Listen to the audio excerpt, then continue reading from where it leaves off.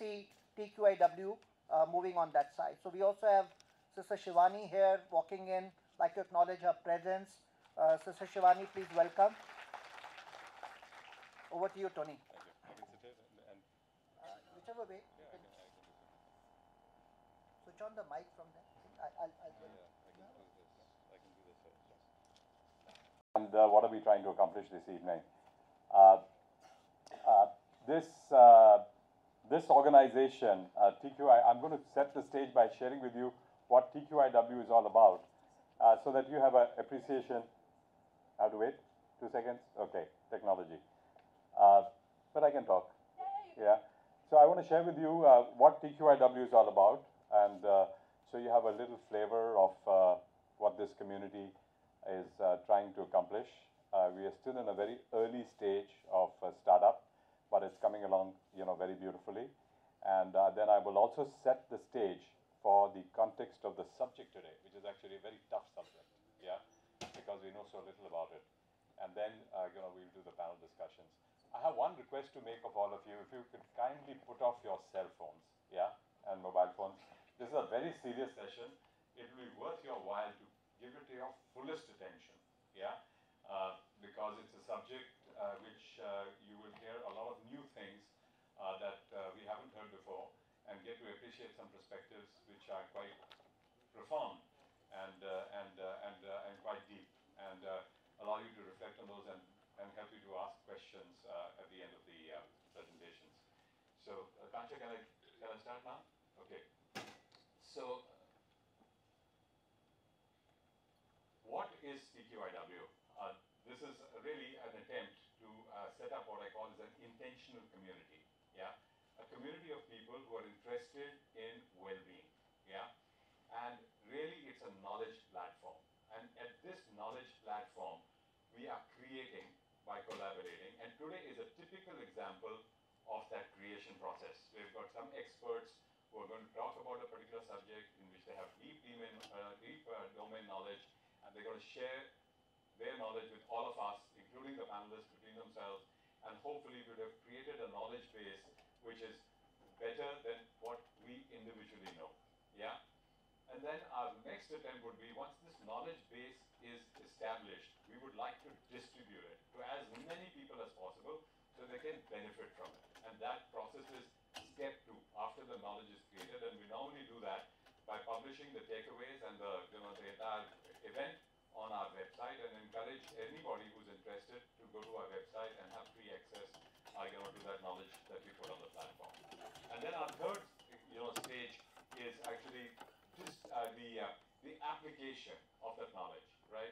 So once people have the knowledge, they have an understanding of it, they want some help, right? We haven't reached that stage yet, but we've got a bunch of people now who have a shared understanding of what are all the dimensions of well-being that can be brought together. How can the toolbox be made bigger for everybody by sharing all the tools between each other? And that group of people will hopefully become the first set of people who will be able to provide access and provide guidance to individuals of how to actually maximize the healing process for themselves. So it's an evolutionary process. We are a very young institute. This is a very difficult job because you have to break a lot of paradigms and mindsets, and belief systems have to change, and so on and so forth. There's a lot of education involved here. There's a lot of allocation of time and energy to understand, bring people together, who have never met before, but are interested in the subject. So there's a huge what we call alignment process that has to happen before we can get to the stage of being able to be in a reasonably good condition to be able to offer guidance and solutions. Sorry, this is yeah. So and I want you to please appreciate that we are all not experts in everything. We know very little, and therefore the knowledge is gathered by collaboration. Yeah, and by dissolving boundaries and changing paradigms and belief systems. And I want to give you a flavor of that. Yeah, as we go along. The second thing, what TQIW is, we are a collective. Yeah, it's an intentional community. It's a collective. We are driven by a small membership fee, so that we can all, it's like a potluck. Everybody puts something into a bucket. Yeah, and we work together to build the community. So this is a virtual kind of intentional community. So it's driven by membership fees, it's driven by donations from all people, whatever they afford, whatever they think, we are worth, supporting. And much of our support comes from voluntary work by the people who are members. There are huge amounts of voluntary work that comes, including our pro bono speakers who come and share their knowledge with us. So there's a lot of Kar Seva that actually runs the momentum of this institute. We are very particular about quality and depth in whatever we do. Yeah, quality is very important because quality and quantity can't coexist together. Yeah, and so we have chosen the quality route. We may not be that big, because it can replicate itself, like Mr. Goenka's model in Vipassana. Yeah, but there are limits into the size that we can hold in rooms and how we communicate and how we can get the messages across and the understanding across and the practices across and the teachings across. And quality is quality and getting to the end result is quite important for us, because we just don't want to teach. We want people to be able to practice so that they can keep. Yeah, and we are an organic organization, and we will learn as we grow, and we will change and adapt as we grow, because we cannot predict how things will happen. I don't know how many of you are familiar with systems, view of life, that kind of work, what is called, that nature is, very organic, it's very complex, we simplify it, and we think, we know the answers. We don't. We will have to keep discovering it as we go, and therefore we are very adaptive to opening it. We put a stake in the ground, and we are moving along as we learn and we grow, and we're open to any feedback. Particularly, we regard feedback as a gift, so we can keep taking into consideration all that comes to us and keep amending as we go along. Yeah. We believe in networking with the best in class. Our intention always is to bring the best people to the table that we can find, and we can convince to be part of this journey with us. Yeah, and we have those best people with us today. We have had them in the past meetings that we've had on different subjects, and we continue to do that because there is so little real expertise available outside that is, I would say, qualified to really make a meaningful sharing of knowledge. So we have to work very hard to find real good people, bring them to the table, and get the benefit of their wisdom to help us. And we are independent and neutral. We are not aligned to anybody, not to Max, not to Polo, not to anybody. We are absolutely independent, and we are neutral. We try to search for the truth. Sometimes truth can be inconvenient, but our intention is always to look for the truth. As long as we believe what is truthful, then we would like that to be on the table. Yeah. And what we are not commercial. We are not a business for profit. We are not an advertising platform. We endorse those members in our community who are proven great healers to have a presence on our website. They can so-called make it available to our members that this is who they are, this is what they bring to the table in case any members interested in seeking their assistance in healing. Yeah, but we don't take money and put a rate healer on the platform. Therefore, we are very possessive about the quality of our members and how we allow them to position themselves on our website with proper credentials. Yeah, because we know what's happening in the marketplace. I don't have to educate you on that. And we are not a provider of therapies. Therapies are provided by the members and experts in the system, doctors included, who have, and we hope that as a result of this community, you get to know some of the best people in well-being space, and you will consult those people between yourselves. There are plenty of great practitioners here in this room today. There's a traffic issue today, that's why we're still waiting for people to come, but the house will be full before long. And as you get to know the community, you'll find some great healers here in this space. Healers of all kinds, yeah, from allopathic to spiritual teachings and so on and so forth. So we hope that you will make the contacts and new friends in this community and take advantage of all the talent that's available around you. And as I said, we are not aligned to any promoters, and we are not an event management company. We do not charge for our events, yeah. But we do count on Kar Seva, we do count on some kind of reciprocity that you can provide based on your will and your bhavna, yeah, to keep this movement and this family moving along. So this is like a big new joint family that we are trying to create, for the mutual benefit of all of us. So I wanted to give you a heads up that this subject is very difficult because the human body is extremely complex. And nobody, in my opinion, from whatever I've known and all the people I've met in my life, knows it more than 10%. Yeah? And people may think they know more, yeah, but quite frankly, I don't think anybody knows more than 10%. Just to give you an idea of what the complexity of the human body is, just look at this slide. 7 layers of the body, 7 chakras, 5,000 enzymes are produced, 25,000 chemical reactions are taking place in the body every day. There's a biochemical system, there's an electromagnetic system, there are 9 major functional systems of the body, 79 organs, 11 organ systems, 5 vital organs. Males and females are 2 separate categories of people. They're completely different. Women have the ability to reproduce, men don't.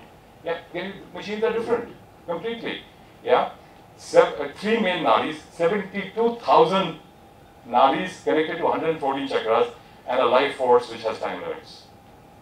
Do you agree that these are factually reasonably correct? Yes. Anybody disagree? So when you look at this system, just spend a minute. Just look at the slide and look at the system and see how complex is it. And how many human beings do you think in one lifetime can master this system? Can't. Yeah? So all we can do is try to learn as much as we can and share with each other and try to understand as much as we can on a collective basis, which will help us collectively. Yeah? And that's really what our attempt to do is. So today is actually a flight into space. Yeah? And this is a space. Hello, Mike. Yeah, okay, it's gone. Hello, can you hear me? Yeah. So today is a flight into space, both in the known space and the unknown space. Quite frankly, the unknown space is actually bigger than the known space. Yeah, so we're really going in a spaceship.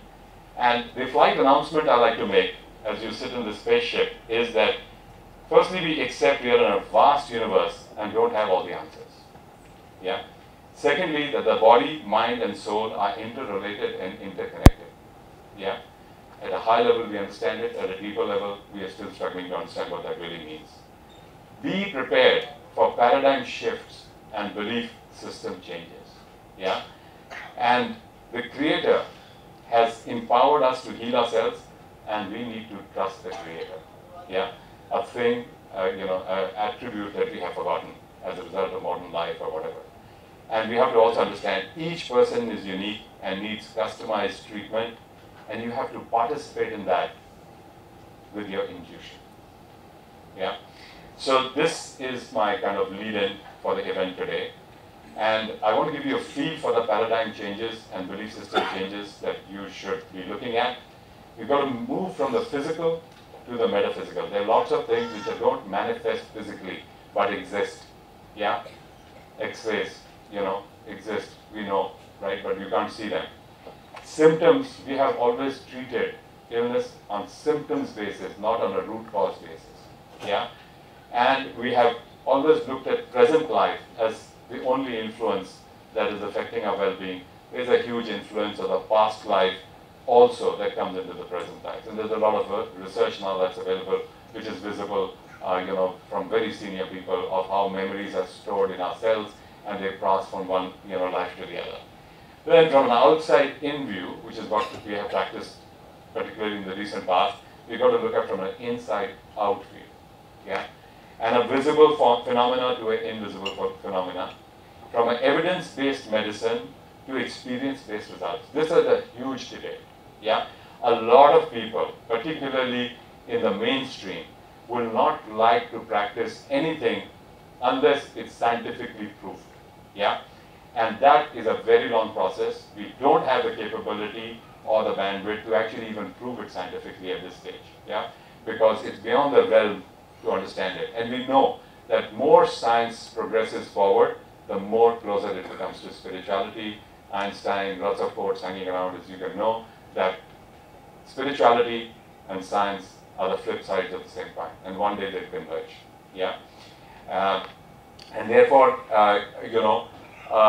I would suggest that it's very important to take ownership for the fact that if there's evidence that you are getting the results based on your personal experience, that's better than a clinical trial. And all that stuff that comes to you, from a marketing company as to how good a particular product is in the chemical world, because that's not the only way to move forward. Yeah. And then, the whole issue about genetics, that a lot of belief that genetics decide a lot of things, and it's a given, and now there is enough work to prove that you can reprogram your genes, and the whole chapter of epigenetics is opening up. Very creditable people who have done the work in that area with a lot of evidence-based results on what is called epigenetics, the emerging field of epigenetics.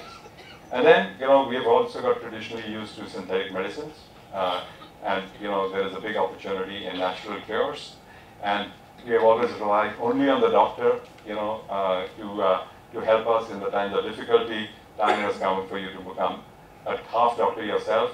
Look at self-management. Other practitioners help not only mainstream, but in complementary and alternative streams also. There is a lot of knowledge there and a lot of relief that's possible, and connection with the Creator. The God has given us tremendous capability to heal ourselves, but we come in the way of that healing and don't allow that system to work. And it's important to understand, what that system is, believe in it, try it, and leverage it to your fullest advantage. So just to give you a feel, if you look at known therapies and the progression that we are making in terms of our thinking, we are moving from the body to the body, mind, and soul understanding. Yeah. So that's the line that we are trying to walk on. And to get there, we are discovering therapies and leveraging therapies that are available. There are known therapies and there are lesser known therapies. Yeah. And this is not a comprehensive list. This is an illustrative list. Yeah. But it shows you, the kind of playing field that is emerging, and the boundaries that we have to dissolve, and the belief systems that we have to change to be able to take advantage of all that is on the table. Yeah. A very important segment of this, on a very simplistic level, is the whole world of energetics. Energetics is never taught in formal mainstream medical education in most places. Yeah, very few people have really understanding of energetics, and yet 98% of our body's energy. So the influence of, for example, sound therapy, yeah, in healing processes, yeah, and the integration of that is, a very great opportunity if you believe in it and if you are willing to try, for example, yeah. So there is a lot there, and we just need to become aware of it, and we need to take, full advantage of that. And therefore, I now come to the end of my little presentation, so I can, so you know what PQIW is all about and what are we trying to do. I just want to mention that, ever since we started on this journey on my 60th birthday 3 years ago, I have received such fantastic support from everybody that I know, including all my friends, my relatives, those I've come in contact with, people I meet on the plane, and the divine, helps me automatically. Every day a miracle happens. Something or the other happens, which makes it easier for me to work on this path. Yeah, and this list is not complete, but it has a lot of people who are in the room, or some of them who are traveling. But this institute has received absolutely fantastic support from everybody, and I'm grateful, for all of that, including our speakers today. I want to thank them for coming and being part of this, and I'm really grateful, and I hope that all of you will take full advantage of what we are trying to do here for your own benefit. And once you are convinced about it, that you will pass on this experience, this word of mouth, this belief system, this convincing to everybody around you, yeah, and to as many people as possible, yeah, because there is a huge opportunity. But we need to make sure that we have believers first who have the... Thank you very much. Thank you.